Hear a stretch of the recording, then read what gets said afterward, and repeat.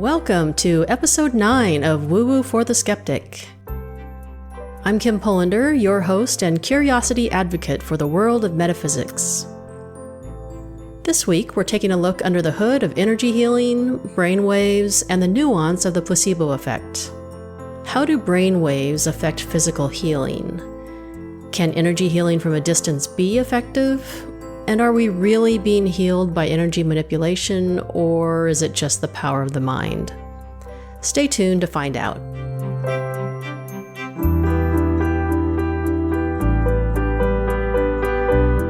Discussions around energy healing have the potential to stir up controversy, particularly when it comes up against religious beliefs.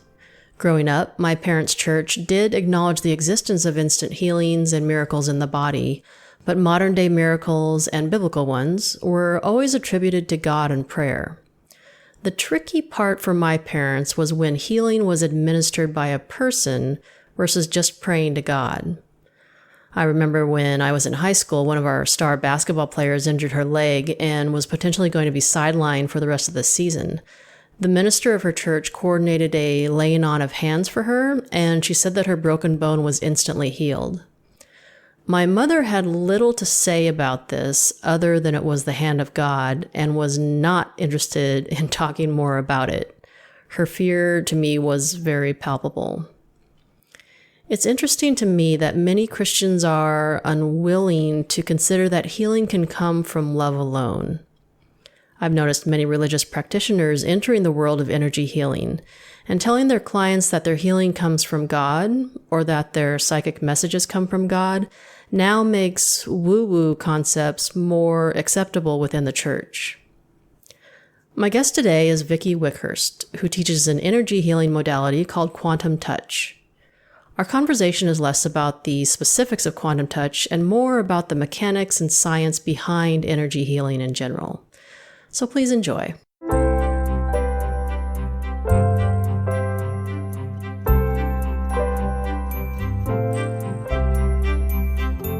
Today, I am excited to welcome Vickie Wickhorst to the show.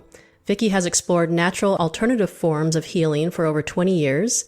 Vickie is experienced in multiple modalities, including animal communication, reflexology, quantum touch, matrix energetics, and tapping, just to name a few. I'm looking forward to our conversation today because Vickie brings a very scientific perspective on the world of energy healing. Vickie, thank you for being here and welcome to the show. Thanks, Kim. I appreciate your invite. Thanks. Well, tell the listener a little bit about your background and how you took an interest in energy healing. I think we all have an interesting path when we get to this point in life. I would say I probably had an interest as a child, but unlike many people who talk about being these natural intuitives, that was not me. Went down the science route, actually, was pre-med for a number of years, was fascinated with the sciences, wanted to understand physics.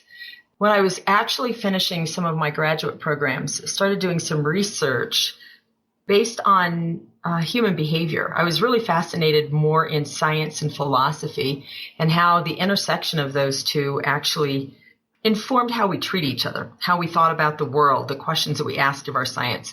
Because as you see, philosophy frames the questions we ask of our science, and science challenges our philosophy. So I began to take a look at how did we get to where we are in the Western world and our paradigm. And the fascinating thing as I was doing this research is I kept coming across streams of research where the philosophic paradigm by which the questions were asked was very different than what we've accepted as mainstream in Western society.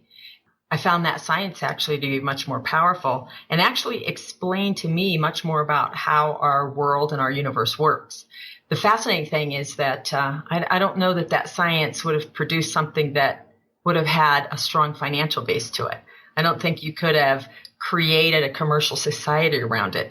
And instead, we opted for a science where we could control chemistry and we could make products and we could build an economy around it. And I think that's what happened with our Western society and Western philosophy is that it's very different. If you have a Darwinian approach and you go to look at even archaeological evidence, you're going to have very different answers than if you come from the Vedic tradition where you believe that man has a much longer timeline. So that's what fascinated me is philosophy. And I started thinking, what if I ask different questions of the data would I have different answers? And that actually started me down the path of looking at energy healing and vibrational medicine. Yeah, and I noticed for your doctoral dissertation, you researched 6,000 years of history on the interaction between science and philosophy. So that's kind of where you found the basis of the economic motivations and why Western medicine took the path that it did. That's correct. Do you want to talk a little bit more? Is there anything else that you'd want to say around science and philosophy that you want to share with the listener? At this point, I think that the thing that's interesting, what I discovered as I went down that track, is that we always have to ask questions. I think that we stop that at some points. We look for an answer, we find what we're looking for, and then we're content with that. And what I found as I do my studies is that each time I found an answer, if I could ask the next why, kind of like a 2-year-old. If you think about, if you've ever been around a 2-year-old, they'll say, why? And you'll give them an answer, and then they'll go, why? And they do it 4 or 5 times until you go, I don't know. It's when you get to the I don't know that you really begin to discover something new. And I don't think that we get to that I don't know often enough. So I'm hoping that as we have this conversation, you're going to find that I've gotten to some, oh, well, this validated that and this substantiates that. But we will reach a point where I don't know. And that really is where we leap off into creating something new. And so again, remembering that our philosophy frames our questions. If you end up with too pat an answer, you probably didn't ask deep enough questions. Interesting. Yeah, that's a good point. I remember growing up in a very religious household, and I would ask questions about the Bible, like, why was this and why was that? And my mother was very upset at these questions because when you got to that point of why, and they got to the point of I don't know, it was always defaulted to, well, you just have to have faith, or your faith isn't strong enough. And so the I don't know turned into a challenge or a litmus for how strong your faith was. And I think that's a challenge. And it's why many of us walk away from that. The interesting thing is that I too was raised in a home, probably not religious, but I sought out, I studied many of at least the Western religions, and then started looking beyond that. As I began to ask different questions, I could go back to the teachings that I had, though, when I took myself to church when I was young, start re-looking at scripture and realize that now that I approached it with a different mindset, the information I gleaned from it was very, very different. And so it goes back to interpretation, and interpretation is also framed by our starting point, by what we believe is possible. Yeah, and that just kind of relates to how, whether you're using Western medicine or energy healing, how the brain is just so powerful. So let's talk a little bit more about that, about energy and vibrations. Like, for example, in energy healing, a key aspect is the practitioner observing the energy shift taking place. So can you educate the listener on what the observer impact is all about? I find that fascinating. There are publications that you can find. There are journal articles around the placebo effect. In fact, now there are new books. Joe Dispenza's written one that the title is You Are the Placebo. So it goes to, as I believe, as a man thinketh, so is he, right? Or so is she. Our thoughts do have a frame on how we accept things. Faith in your physician, for example, they have done studies to prove that if I have confidence in my physician, I heal better. If I have, and even in studies that they've done with cancer treatment and chemotherapy, if I see this as life-saving, I'm going to have fewer side reactions and better outcomes than if I believe I'm putting a poison into my body. So our perspectives affect our body chemistry so much so that let's just talk about the state of your mind, which has a placebo effect. You can do a test with litmus paper, and tears of anger or tears of sorrow will actually test acidic on the teardrop. But a tear of joy or of laughter or of love will test alkaline. And our body chemistry changes that quickly. So every thought that we think has an impact on our body. And this is why in the field of chiropractic, they'll teach you that there are only 3 causes of disease: thoughts, traumas, and toxins. And the biggest of the 3 are thoughts. So every emotional moment that I have, every thought that I think frames my body chemistry. Well, Western science went down the route of said, if we have a dysfunction in the body, it's all about the chemistry, because see, the chemistry changed, but they forgot the upstream. What caused the chemistry to change? So we went after trying to artificially replace that chemistry in our body, and we're messing with a system that's far more complex than the simplicity of our chemistry would take into consideration. So when you think about that, then you have to realize that, wow, the power of my thoughts, I have impact on my body. Well, the question is, do I have impact on something larger than my body?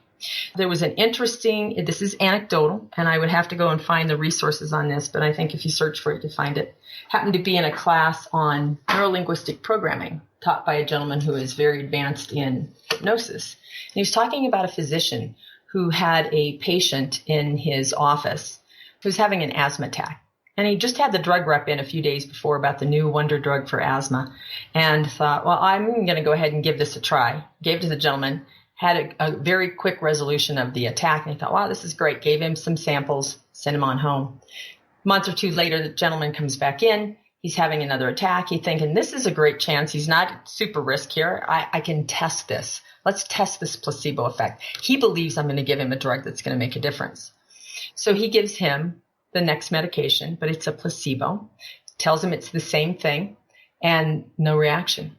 And he's thinking, I proved it. There's no power in the placebo effect. So he's thinking he's got proof of it, writes to the drug manufacturer to say, hey, this drug is really great. I have this opportunity. I've tested it. It tests even if the gentleman believes he's taken the other and it's placebo. So I know this has effect. Send me some more of this. And they write him back and say, we're sorry. We've sent you the placebo. So the physician's belief that he can cure or not cure also has an effect on the patient. And I think this is really important for those of us who either go to someone who's going to use energy healing, or we're going to be that practitioner. And it's why we talk about the fact that you need to be present and to be impeccable. So it's the idea of how do I get in and function in a space of no doubt, because I'm going to bring in a very clear signal then, and I then become the observer to watch that outcome, which I expect to happen.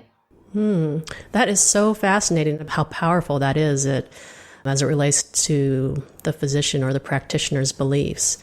And I know for myself, my inner skeptic has, sometimes questioned whether the healing of my clients from energy healing has been from the placebo effect or not. So do you have any research or have you done any research on placebo and energy healing?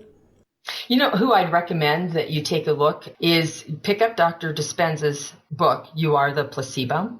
He's a chiropractor, love chiropractors. They tend to be very innovative thinkers. And let me tell you why.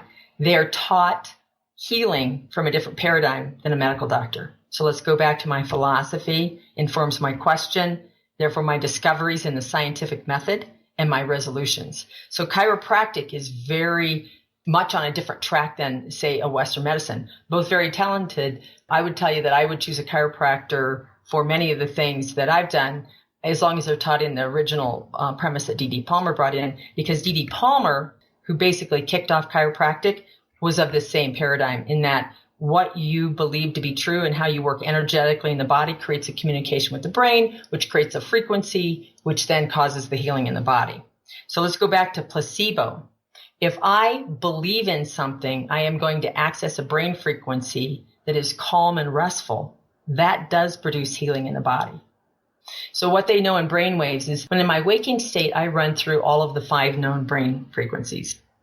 I'm going to go from delta to theta to alpha to beta to gamma, right? So I'm going to run them all, but they have to be in balance. If beta, for example, is out of balance, then I'm living in high stress and high anxiety. I am going to create dis-ease in my body, which results in disease. And this would be people who have a lot of anxiety are running in beta? Yes, they run in beta a lot. So what's happening when you use any of the energy modalities, or when you're using chiropractic, for example, is that I am holding a state. If you think about it as an energy practitioner, and you've done that, you're taught to breathe from your belly. You're taught to bring in breath, which transforms the energy. And if you notice when you do it, those who practice any of those arts are very calm, especially while they're doing the energy healing. It drops you into a space. You now become a resonant frequency. And as you either think about or you lay hands on either the energy field or the body of the person whom you're working with, you now become the biggest tuning fork in the room. And you're bringing them into a resonant frequency, which is balancing their brain waves, bringing them back into an alpha and a theta state. And those are the healing states. And you get effect. Interesting. when it comes to what's going on behind the scenes with energy healing, so it's basically brain waves are the basis of energy healing? I believe so. There are a lot of theories. I know that I teach a modality called quantum touch. And in quantum touch, we teach people how to run that frequency. You can actually feel it in your hands. You feel your body in a different vibrational state, and then energy follows thought. That's the premise that I take. If my mind has this much power, then I must realize that energy follows thought. Again, as a person thinketh, so is he or she. I can then trigger a brainwave, target that energy. Qigong masters, they know, can use their mind to send an energy frequency that either can heal or destroy bacteria in a petri dish sitting on a lab hundreds of miles away. So it can get very, very targeted. And they've done studies on this.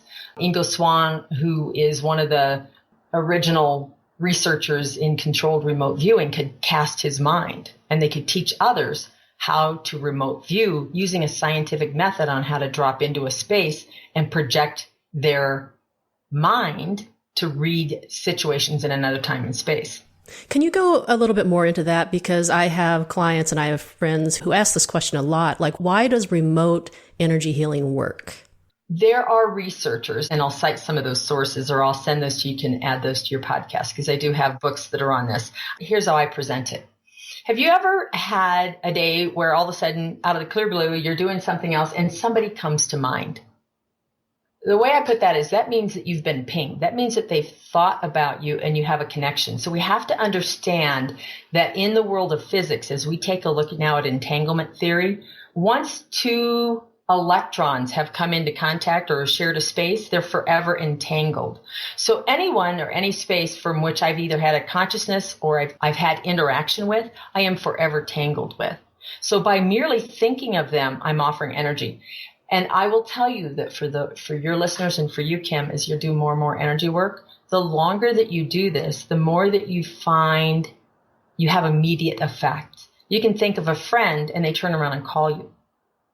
We know that we've seen this, and there are studies where we've talked about the morphic field of animals. I'm trying to think of his name right. He wrote the book, Animals Who Know That Their Owners Are Coming Home. In humans, we can get into, well, we justify it. It's a whole left brain thing. So it's fascinating when they do these studies with animals, because we know that the animals don't have the developed forebrain of the human. They don't think the same way we do. We claim that the placebo effect can't work because they can't freak themselves out, right? They can't outthink it. So in animal studies, it's fascinating to see that they have done control tests where they can take an owner, send them out 10 miles away, go shopping, whatever, and then they're not to even think about coming home until they get a signal on their phone to turn around and head home. And they can have a camera on the house and know that the minute that person answers the phone and put their attention toward returning home, the dog begins to react in the house. So we are, in that effect, one would say, oh, well, we're telepathically entangled. And the reality is that we're energetically entangled. And so the dog senses it. It's funny. We used to have a very high frequency Australian Shepherd, and I could be home in the evening doing some research or study and not have any idea when my husband's coming home from a fishing trip. And all I have to do is look and go, and the dog starts to go crazy. And I know I have about 20 minutes to have dinner ready. And he'd walk in the house. He goes, how'd you know I was going to be home? I'm like, the dog told me.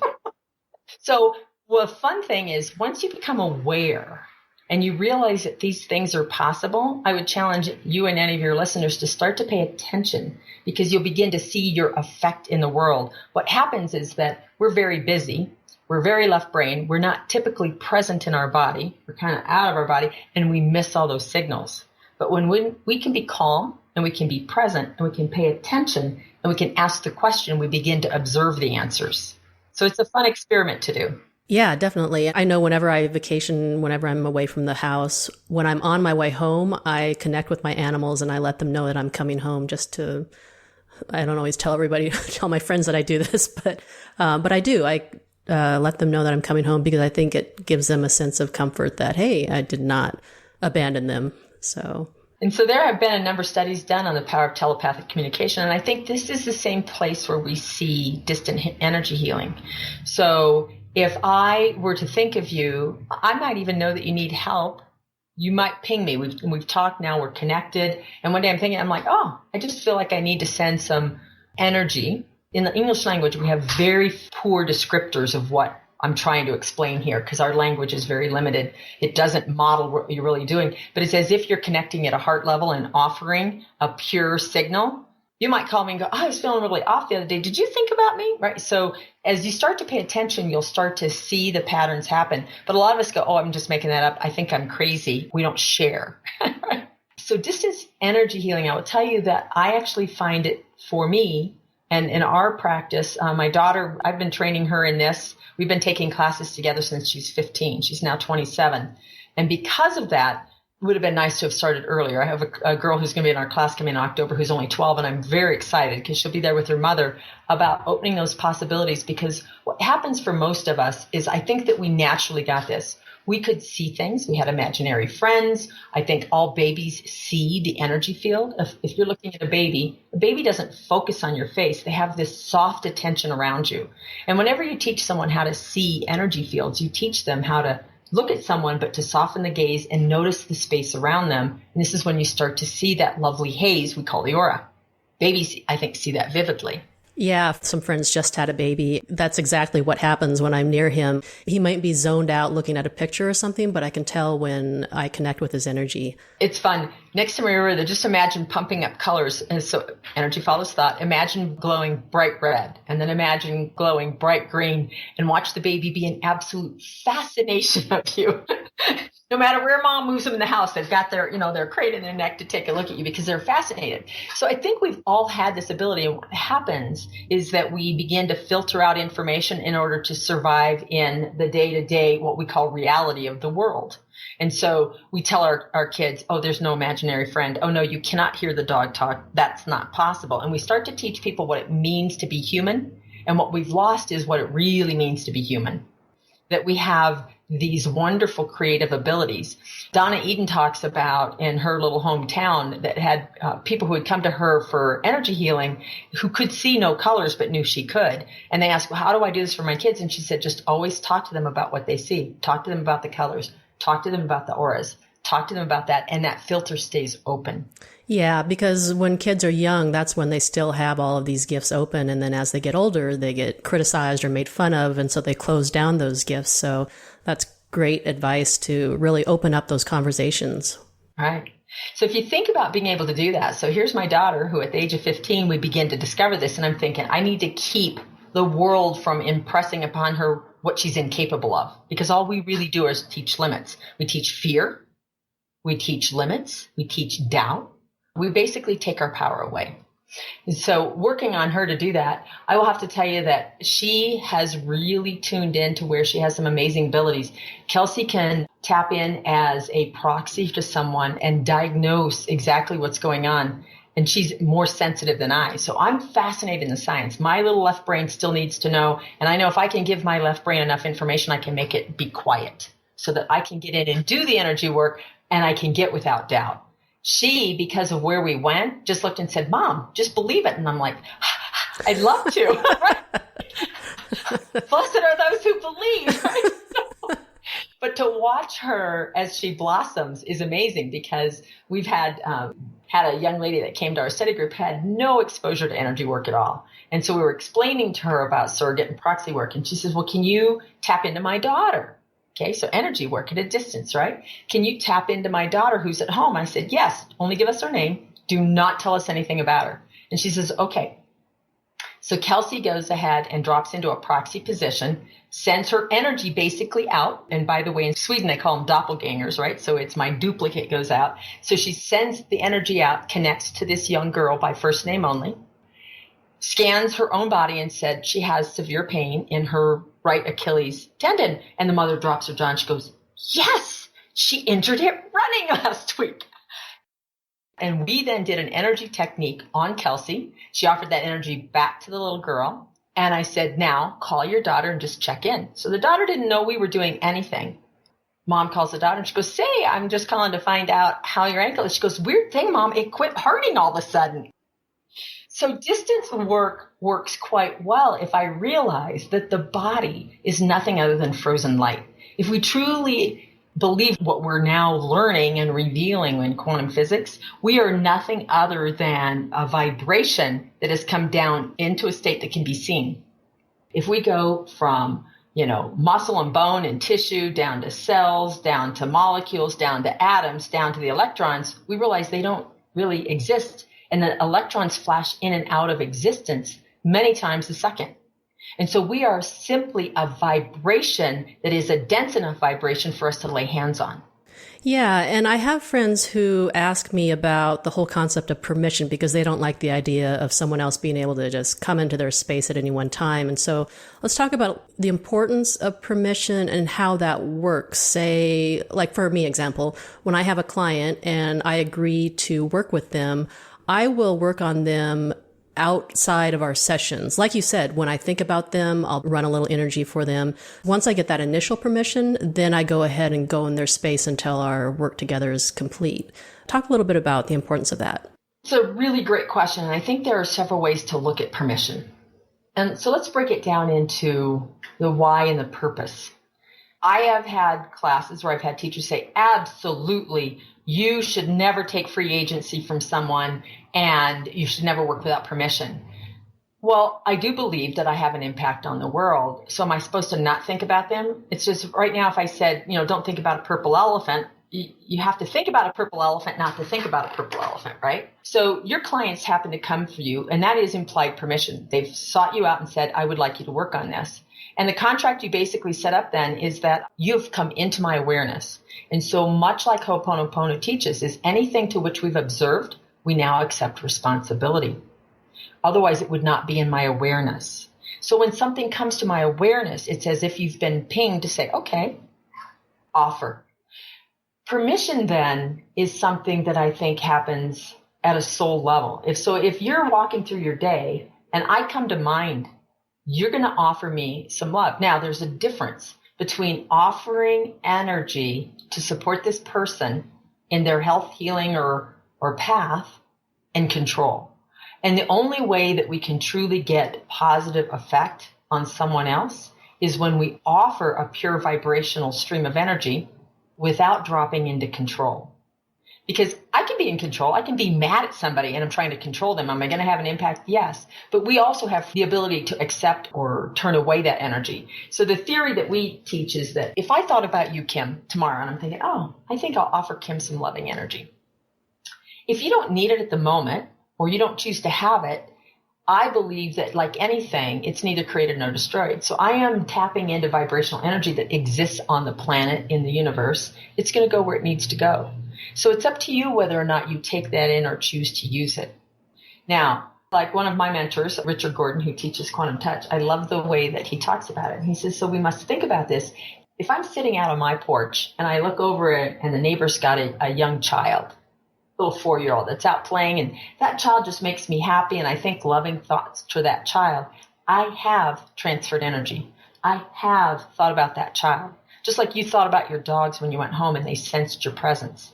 It's why we can be in a crowd and feel like somebody's looking at us, and we're looking around because someone was looking at us or was thinking about us. If I go next door and I knock on the door and I say, no, you're a little 4-year-old, I just love her. Do you mind if I love her? They're going to call the police on me, right? Because they don't get what I mean. At an energetic level, that loving thought is a pure energy form that benefits. I also don't go, if I look at that 4-year-old and go, that brat screams constantly, and I think a negative thought, am I going to go over and say, can I hate your child? I really hate your child. So what I teach people is that as you become aware, as you come into the knowledge that your thoughts are things, they have an impact on your body, then that anger will backfire on you first. But it also has an impact on the world because that child may trip and fall. That takes a lot of responsibility, is to realize that every thought that I think does impact the universe around me. It puts out a vibrational signature that other people can bump into or pick up on, or can cause problems. And as you become an energy worker, I believe that your mind becomes more clear and you become more powerful. And it's a responsibility then to think about that frequency signal that you're putting out. Yeah, that's a really good point. And just how every thought, all the energy that we put out is put out into this collective. You know, it's another drop in the ocean. And so me sitting in the car, looking over and seeing someone rocking out and having fun. And then all of a sudden I'm in a good mood because I'm watching them and laughing. And that person just gave me an equal amount of healing and lightness. It's the same type of, I don't know, I just call it healing, but putting that kind of energy out in the world, it's felt, like you said, I really like how you described it, where it's put out there and someone's going to bump into it. So are they going to bump into good energy or, negative stuff? And we've all felt that. You're around somebody that makes you feel happy. We call that good vibes. You're around somebody and they're griping, they're complaining, they're talking about, everything that's wrong in the world. And you feel sick when we call those bad vibes, right? You walk in some areas and it's like, oh, this place got bad vibes. Well, then remove yourself from there or decide you can transform it. I think our responsibility is to be the biggest tuning fork in the room. We're all tuning forks on the planet. Another level on the permission thing, though, that I think is important. So do I ask permission? Absolutely. And it's contingent on the situation. If somebody approaches me, I go, it's implied. If I get pinged, as long as I know I'm thinking positive thoughts of someone, they thought about me, they came up in my awareness, I call that permission. There are times, though, when we've been asked to work on someone else, or they'll say, can you work on me? And we will make a contract. It's basically then a very clear verbal exchange about, do I have permission to work with you? And if the answer is yes, then we may actually at times even do a formal exercise that says, all right, I'm going to be working with you at 7:00 this evening. And at that point, I'd like you to sit in a relaxed state. I want you to pay attention to your body. I want you to feel that positive energy coming in. And do you hear what I'm doing? Is it really about permission or is it about participation? And to me, that's the power of permission. So think about your clients who come to see you and they lie there or they sit there in the chair, however it is that whether you work with a table or you work with a chair. I always tell people, the only thing I want you to do, this is your moment for health and healing. I want you to go to your happy place. And when I send them to their happy place, I'm sending them to alpha, maybe theta. They're in a daydream state. They're in a light state of hypnosis where healing can occur. And then I'm just the bigger tuning fork, and they're in a participatory status. So to me, that's the power of permission, is it engages them so that what I want them to walk away with is, I'm not the healer. I'm just a tuning fork and an observer. I happen to be a little energy battery for you, and I can sweep energy all the time, and I can keep this frequency up. But you're the healer. Mm-hmm. And I like how you say the body doesn't heal in beta, but healing happens in alpha. So what you just described is why that happens. Mm-hmm. And I love how you incorporate multiple modalities because I do the same. And I think a lot of energy workers probably do as well. I find that different situations can call for different tools. And I love the synergistic effect when combining more than one. And so as I mentioned at the beginning, you have experience in many modalities. Why have you picked quantum touch as the modality that you train others in? Thanks for that question. Yes, we've taken enough classes, and there are many that we could go on and take the certification level to be the instructor instead of just a practitioner or trained in it. The reason we settled on quantum touch is because I love watching the light come on in someone. I love having someone who comes in that goes, I don't know anything about this world, and can you show me? The reason I chose Quantum Touch, and I'm going to give absolute credit to the founder of Quantum Touch, who's Richard Gordon. Richard, if you track on his story, started down the same path that you and I are talking about in studying different modalities. He was doing polarity therapy. By the age of 27, he'd written his first book on polarity therapy, your healing hands, and ran into a gentleman who was one of those gifted, just intuitive healers who couldn't explain what he was doing or how he was doing it, but could lay hands on people and see dramatic transformation right there in front of you. And the gentleman was traveling around the country and just healing people. And Richard had an opportunity to go see him one evening and decided whatever it was he had to figure it out. And what Richard did, which is what I also like to do when I interview others, is to ask enough questions. So go back to the beginning of this interview and I said, it's really about asking why enough times to where they can get to the I don't know, because it's the next question that's the most powerful. So what Richard did would be ask how, why, what, right? Enough questions to where he get to where I'm not sure, and then dug deeper. So what Richard will tell you, if he's got a gift at anything, it's at reverse engineering. So he would take those people who just naturally stumbled into the frequency, and there are many. Richard Bartlett's story is about stumbling into the frequency. He had a hallucination about seeing Superman when he was at the edge of sheer exhaustion and ran a frequency that he now taps into easily. The gentleman, Bob Rasmussen, that Richard Gordon studied, same type of thing. And so some of us accidentally bumped into frequencies and just go, well, that's familiar and I can run that, but don't know how to teach others. What Richard Gordon did was to ask enough of those how and why questions and then took it, put language around it so that what I could do is learn it easily. I then have language by which I can teach it to others easily. And to me, Quantum Touch Level 1 becomes a primer. It's such an easy modality to learn that it's like learning advanced Reiki quickly. And then after 30 years of searching through the realms of energy healing, Richard stumbled into his next level, which is called Quantum Touch 2, which is the power of the mind and the power of the thoughts, and had been coupling them together, but got in his own way and couldn't reverse engineer his own process and had to do some time on that because somebody challenged him with the same questions. How, why, what? He's like, I don't know. And then had to go explore that. So we choose those because they're very easy for anyone from any background. It's kind of like the skiing industry. If you've ever read a book by Edward Hall, who talks about the power of language. Power of language is our communication. Since most of us have closed off to telepathic communication, I can't download to them. Wish I had that port in the back of my brain. And instead we do it through language. And so if I can take an advanced skill and I can break it down into the steps and I can build language around it, I can teach others. This is how we built the skiing industry. In America, nobody skied till World War II. And then our soldiers had to learn how to ski because we're going to go fight in the Alps and in Germany and in the snow. And they had to figure out, they had to interview people who'd been raised on skis to try to figure out how and why they could ski. Once they gave it language, they now had an industry. And we have the skiing industry today. And that's the world I think we're at with energy work now, is that so many times it was people who were intuitive or they spent 20 or 30 years in meditation and it was all very hard to learn. And we now have enough people of interest and enough people who've asked the questions deeply enough that we built language around it. And it can be very simple to learn how to run energy and get powerful effects on people. And that's why I choose Quantum Touch, is the ease of transferring that skill to someone else. Oh, okay. And you use Quantum Touch as kind of a base modality along with other modalities. So you still use the other modalities, but Quantum Touch is more of a base level? It is. I think of it as like a universal translator. So it's like my Rosetta Stone, right? Once I had this, I was so glad. My daughter and I had taken Reiki when she was 15. And I have to tell you, it was handholds and I had a fabulous Reiki teacher. Well, as we were finishing up our Reiki Master, I found Quantum Touch because I started to go on a search and took my first Quantum Touch class and I went, I get it. Oh my God, I get it. And then what I found is I could take any other modality and I had a program to plug it into that helped me integrate it so that what we really do when we teach is, and this is what I also appreciate about Richard Gordon, is keep in mind that energy follows thought, that we set our own limits or we break our own limits. And what he did, he's one of the few who says, I'm going to open a door. I'm going to show you the path. I'm going to teach you how to do it. And now it's your playground.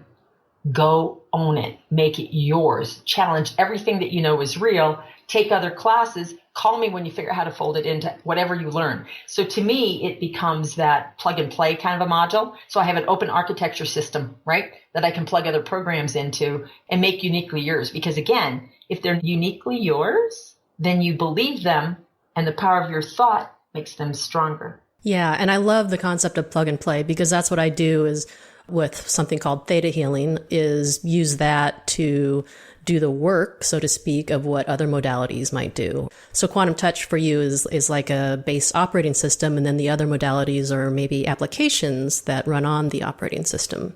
Mm-hmm. And I like that because I actually, while I haven't taken theta healing as a live class, I've read all of Viana's books, and I think it's a fabulous modality. And so once you find that one that kind of works for you, and for some people, it may not be Quantum Touch. For me, it's easy it was an easy translator. But it's the idea that I'm running an energy signature, and now I can start to bring things in. And so it's about how to hold a clear energetic state in order to bring in information, because we're really just an information field. So how do I bring new information into the information field?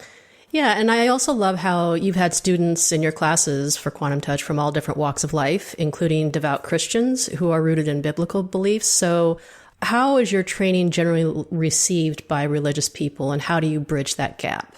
You know, it's interesting. When I've had the students who come to me that really come from a very strong Christian conservative background, they're the only ones in the room.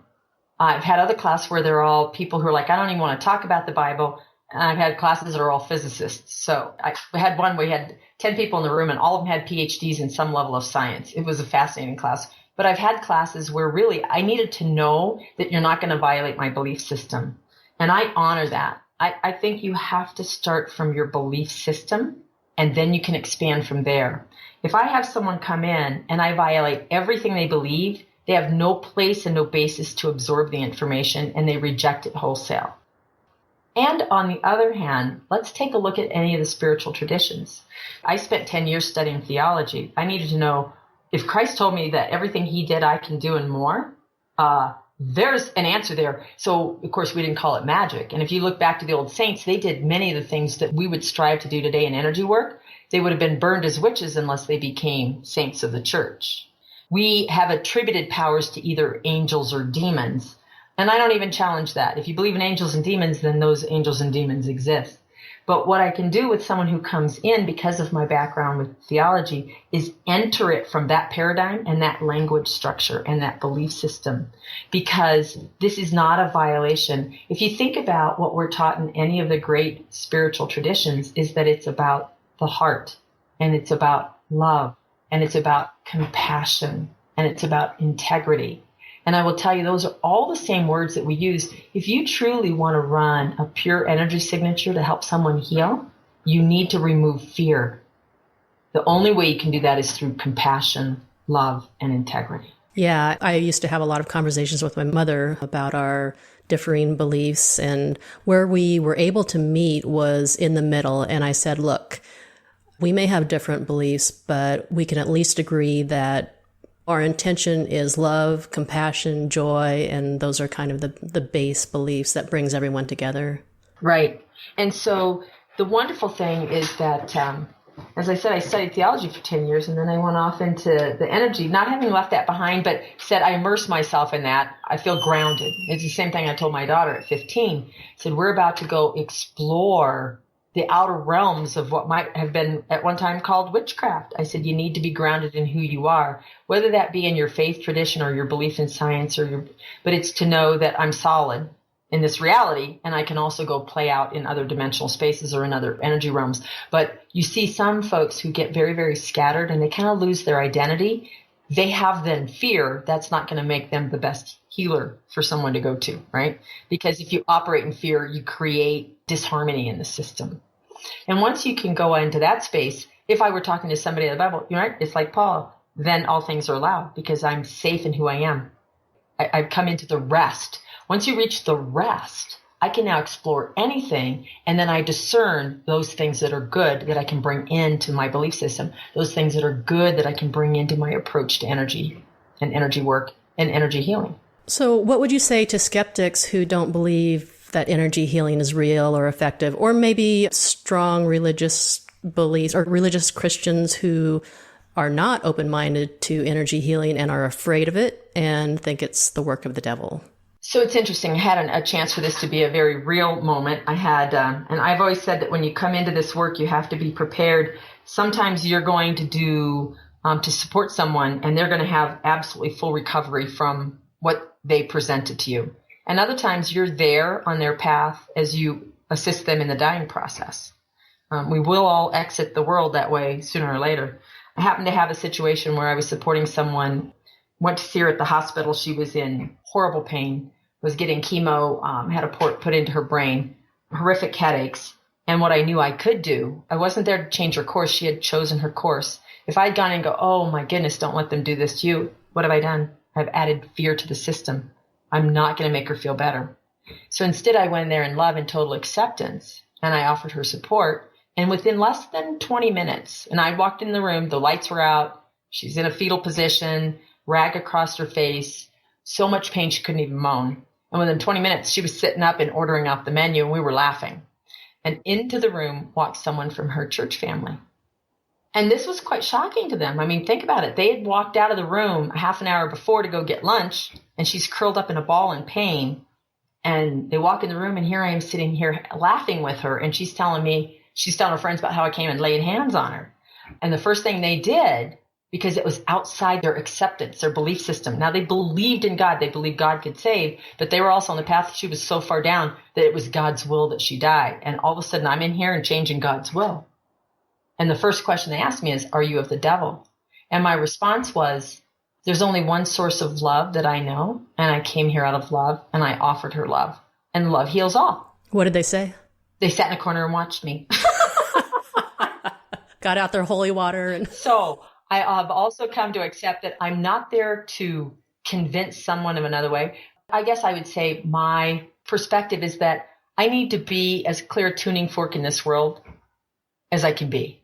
And then I need to hold that space. And the witness that I have in that is my behavior. Now, on a left brain side, if I've got the scientist on the other hand, I've had some people who would reject and say, oh no, that doesn't happen. And then we can simply get into quantum physics, and you can ask them enough questions that they finally get to their I don't know. And then I love to do some things in demonstration, and then they just sit there dumbfounded. So one of the experiments, for example, that we do at the end of Quantum Touch, and it's really fun, we do a lot of play when I teach the classes. And the reason is that I want that left brain, that scientific skeptic, to just finally go, I don't know that I have all the answers, but I think I just need to be quiet because I'm getting a fact. And this is the challenge that we've got as we think about that scientific skeptic. Because keep in mind that the scientific process is about putting forth a hypothesis and then testing it. And whether the answer is your hypothesis is wrong or it's right, that's good. Both answers are acceptable because it's about the process. But what we have allowed science to become for many is just another religious dogma. So if I have a paradigm that says this is how things are in the world because my science proves it, that is as strong a faith and maybe even more blind than the people who sat in the corner in the hospital room watching me because they weren't sure I wasn't from the devil. And so what we must do in anything, whether it be on the religious side or it be on the scientific side, is I must test all things and then watch for the proof. And so that's why in our classes, we'll do everything from people will come in with pain and they'll leave with no pain to our last experiment is to take a bottle of wine. I go out and buy the very cheapest bottle of wine I can find. It's about $4. I open it at the beginning of the weekend. So by day 2, it's pretty much vinegar. It's pretty bad. And at the very last, we run samples. Now, in my classes, I've taught everybody, healing can take you 6 months if you want, or it can happen in the blink of an eye. And so we teach everything goes faster and faster. We've had people come to our class and go, but I want to be a practitioner. I need to work on people for an hour. And I'm like, well, your work's going to be done in about maybe 30 seconds, 60 seconds. So for the rest of it, just touch and make them feel good. What we do is we have them hold the wine for about 30 seconds, run an energy on it. They taste it and they're like, yeah, it's not that great a wine, but it's okay. And then I have them taste the control, right? We do a scientific experiment, all of them in little paper cups. And the funny thing is to watch their faces because in 30 seconds, they made a sweet wine out of basically wine vinegar. And then they realize they have affected things at the molecular level, which means I got down and I did something to the energy within the electrons, the atoms, and how that it transmuted it. And then we play games. We'll run strawberry flavor. We'll run grape flavor. We'll run because as I can think it, right, as I can drop into that and hold that pure signal, I can run that frequency and I can have that much effect on a little bitty cup of wine. Oh, that's a great experiment. Yeah. And maybe that's enough for the people on the fence is like, hey, energy healing, make some great wine. Yeah. And it's there to simply because those who came to our class obviously are there to learn. They're not really your true skeptic. Like, you may have some listeners like, hey, I'm checking you out because I want to find out what's wrong with this story. But what it does do for that person who's the student that wants to learn is I'm looking to remove the doubt. I want to take that away. And this is why we do it in short exercises, because the shorter I go, the less time I have to drop into worry or doubt. And the more impeccable I can be in running a frequency. But, for the skeptic, you can always go back to the traditional one they talk about with the slit experiment. And when the physicists who were running the experiment and they shot electrons through it, if they expected particles, they got particles. If they expected waves, they got waves. So we realize now that the observer effect is quite strong. And we have a number of studies that can demonstrate that. So you can always whip out the science by the skeptics that go, wow, we don't know why this works. The fascinating thing is if you get into physics now, some of our greatest spiritual teachers are physicists because there is a consciousness that controls the universe and we have an effect on it. I love the concept of the observer effect because it is so important that the energy healer that you do go to be clear, be a believer, so to speak, and be really solid in what they do, because it's just so important to what your effect as a client is going to be. So, well, Vickie, thank you so much. I just love talking about this. It's very eye-opening, and I'd love to have you back at some point to continue the conversation about just the research and all of the studies that you've come across that really dip more into the left brain side of energy healing, because that's something that's not always talked about or, introduced in the in the woo-woo world. So it's great that we're getting it out there. So the last thing to remember is for those skeptics, the reason you don't see a lot of studies is that there's no money in this. We must realize where scientific exploration is funded, and it is funded through corporations. So we have sold our science to the highest bidder. If there's not a financial vehicle, there's not a lot of funding, because a controlled experiment can be very expensive. There are those who have worked with universities or funded them on their own, and somebody that any of your readers can check out. And he has published, I think, on 12 controlled studies on the ability to do hands-on work. And he has a 100% cure rate. He can take a student off the campus, give them an afternoon session on how to run energy through their hands, put them in a lab with mice that have been injected with a toxin that produces a 100% death rate, and they get a 100% cure rate, not remission. The mice go on to live out their normal lifespan. And no matter what they give them, they can re-inject them with a carcinogen. They do not manifest cancer. So there's no placebo effect there on the mice's part. And there's no placebo effect there either on the student's part, because a lot of them think they're in a psychology study to see if they're gullible, right? What they're doing is they're simply dropping into a state and doing what he tells them to do, which brings up a brainwave state, which creates a resonant frequency, and the mice heal. So look up William Bankston. Nice one for your skeptics out there. Wow. Yeah, that's fascinating. Well, before I let you go, I wanted to switch gears for a minute and just ask you some fun questions to let the listener know maybe a little more personal side of you. Okay. And the first question that I'm dying to know is, what was your favorite music group growing up? Oh my gosh. I used to think I was musically talented, and then I realized that I just liked anything I could sing to. So I don't know that I had a favorite musical group. I grew up in a household that was on country western music. I loved going to church because I could just sing, and it didn't matter if I was in tune. So you loved being the singer rather than listening. Anything I could sing to, anything that had a story to it. I can't remember when it dawned upon me at a young age that music wasn't just sound. There were stories in it. And then I was just like, I would walk around the house singing. So I love the word pictures. And what I like to do with songs even now when I listen to them, so I'm pretty eclectic when it comes to music, is if their language is downgraded, I like to upgrade the words. Because it's word picture. Yeah. So, yeah, I gave you a very roundabout answer. Definitely country western is again where I started, and I still have a love for some of that. That's not we're all going to die. It's the upbeat ones I like. Yeah, there's definitely a range of stories in country music. So. Oh my gosh, yeah, I avoid the really negative. Yeah. You listen to any genre in the 60s and you're like, wow, I can tell the sexual revolution was going on. Oh yeah, good point. Well, the second question is, what was the worst thing you got in trouble for with your parents? Oh my goodness. You have really profound questions, and I cannot think of them. Oh, so that means you were a pretty good kid then. I was actually one of those pleasers. I love to make people happy. So I was a pleaser. On the other hand, I would do something and talk about being conscious driven. It was, I would go tell my parents when I broke the rules and that I needed to be punished. I mean, what's up with that? But I don't know that I did anything bad for my parents. I was the oldest child syndrome. I had two younger brothers. Oh, very responsible then. When I turned 18, it was like a total rebellion. And then my poor parents, it took me a couple of years to get regrounded again for them to think that an alien had not inhabited my body. Yeah. I think every angel child goes through that phase. It doesn't matter what age they're going to go through, but they will go through that kind of rebellious phase. It's been my experience. It was a 180 flip, let me tell you. Yeah. From good to bad and then hopefully back again. Yeah, well, you got to let off that steam somehow. I guess so. Lastly, what is the number one thing on your bucket list? Oh my goodness. I love to research ancient societies and ancient technology. I think that we have accepted a very limited and powerless version of human history. And there are some of the ancient sites that I would love to go stand in and just experience the feel of the place. Many of the old sacred sites were actually designed as electromagnetic centers, and they bring in electromagnetic energy. So the stone circles, I visited a few of them in the United Kingdom. I've been to Scotland and I've been to England. So I have a bucket list of several sites that I'd love to go visit and just stand in and experience. Oh, I'm with you there. Yeah. Just being able to feel the energy. That's why I love going to Sedona, is just being in that, among those vibrations. It's fun.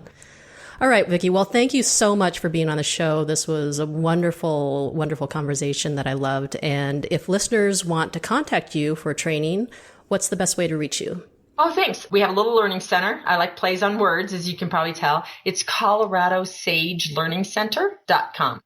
All of our contact info is there. You can check out a picture of myself and my daughter and our modalities that we've done. And I have some articles on some interesting things that are available out there for health and healing.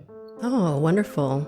All right. Well, thank you so much. And I wish you the best. And I look forward to talking to you again. All right. Thanks, Kim. Appreciate your time.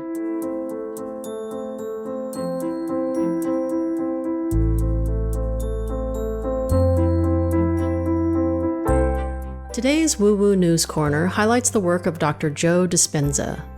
Dr. Joe is a researcher, chiropractor, author, and was featured in the film What the Bleep Do We Know?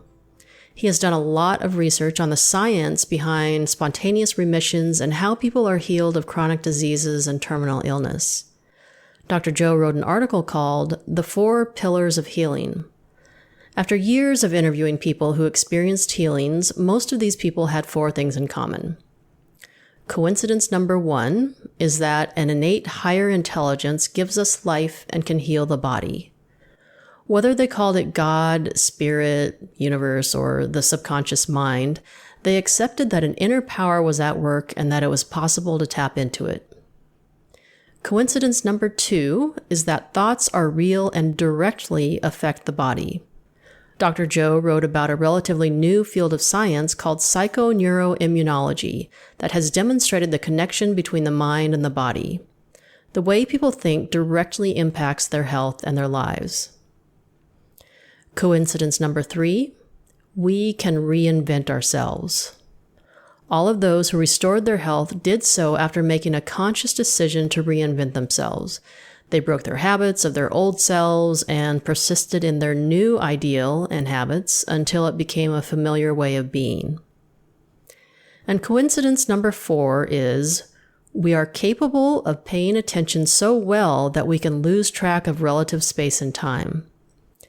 In the article, Dr. Joe writes, quote, "The human brain, through the frontal lobe, has the ability to lower the volume to or even shut out the stimuli from the body and the environment, as well as the awareness of time. The latest research in functional brain scan technology has proven that when people are truly focused and concentrating, the brain circuits associated with time and space and the sensory perceptions of the body literally quiet down. As human beings, we have the privilege to make our thoughts more real than anything else, and when we do, the brain records those impressions in the deep folds of its tissues. Mastering this skill is what allows us to begin to rewire our brains and change our lives." Unquote.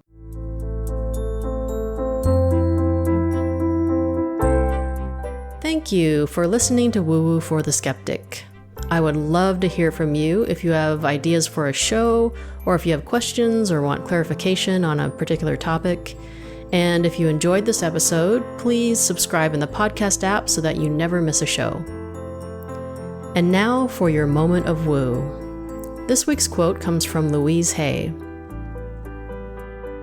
"You have the power to heal your life, and you need to know that. We think so often that we are helpless, but we're not. We always have the power of our minds. Claim and consciously use your power." Have a great week, everyone.